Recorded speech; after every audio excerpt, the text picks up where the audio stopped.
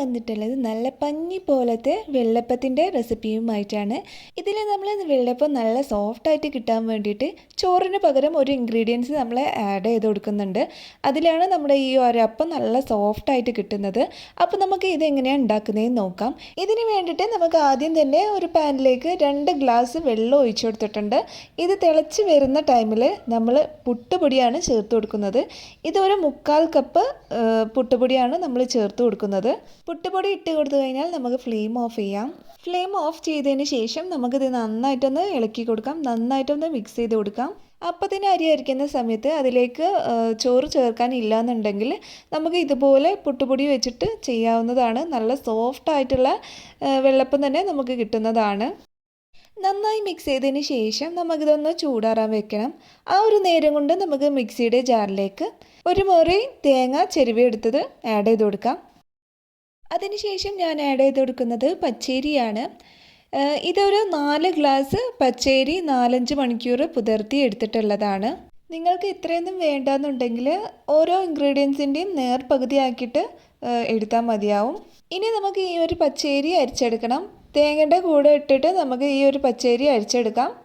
അതിൻ്റെ കൂടെ തന്നെ നമുക്ക് തേങ്ങ വെള്ളം കൂടി ചേർത്ത് കൊടുക്കാം. ഇതൊരു തേങ്ങയുടെ വെള്ളമാണ് ഞാൻ ഇവിടെ എടുത്തിട്ടുള്ളത്. ഇതിൻ്റെ നേർപകുതി നമുക്കിതിലേക്ക് ആഡ് ചെയ്ത് കൊടുക്കാം. എന്നിട്ട് നന്നായിട്ട് ഒന്ന് ഗ്രൈൻഡ് ചെയ്തെടുക്കാം. ഇപ്പോൾ ഇതാ നന്നായിട്ട് ഇതൊന്ന് അടിച്ചെടുത്തിട്ടുണ്ട്.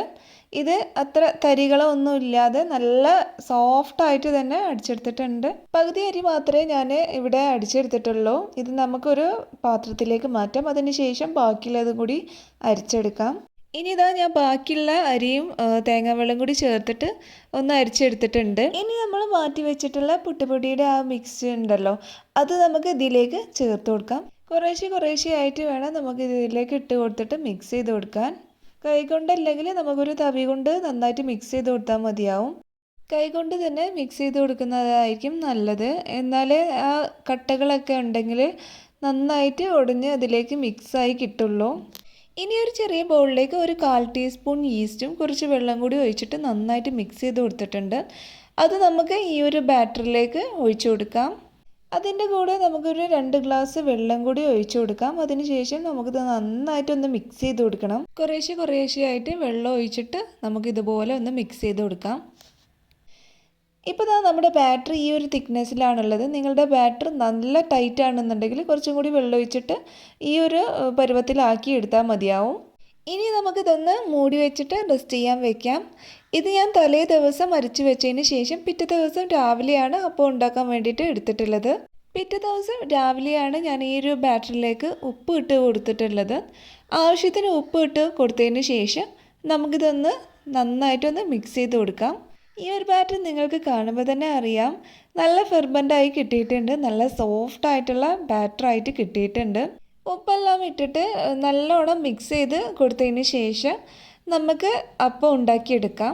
അതിന് വേണ്ടിയിട്ട് ഞാനൊരു നോൺ സ്റ്റിക്കിൻ്റെ പാനാണ് എടുത്തിട്ടുള്ളത്. ഇതിലേക്ക് നമുക്ക് ഓരോ തവിയും ബാറ്റർ ഒഴിച്ച് കൊടുത്തതിന് ശേഷം ചുറ്റിച്ച് കൊടുക്കാം. അതിന് ശേഷം മൂടി വെച്ചിട്ട് നമുക്കിതൊന്ന് കുക്ക് ചെയ്തെടുക്കാം. ഇത് ഞാൻ ഹൈ ഫ്ലെയിമിൽ ഇട്ടിട്ടാണ് കുക്ക് ചെയ്തെടുക്കുന്നത്. ഇപ്പോൾ നമ്മുടെ നല്ല സോഫ്റ്റ് ആയിട്ടുള്ള അപ്പം റെഡി ആയിട്ടുണ്ട്. അപ്പോൾ ഇതെല്ലാവരും ട്രൈ ചെയ്ത് നോക്കുക. ട്രൈ ചെയ്ത് നോക്കിയിട്ട് ഫീഡ്ബാക്സൊക്കെ കമൻറ്റ് ബോക്സിൽ അറിയിക്കുക.